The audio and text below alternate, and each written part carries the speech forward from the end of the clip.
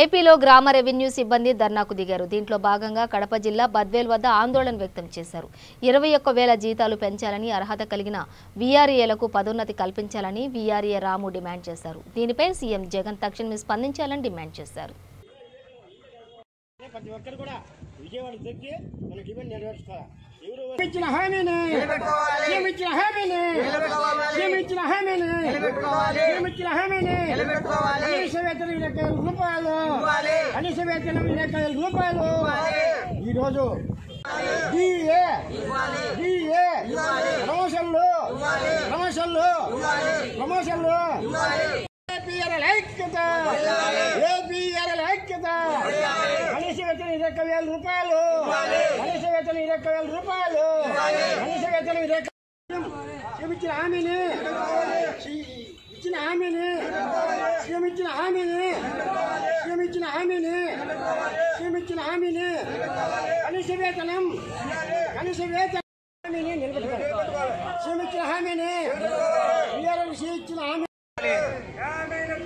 reaction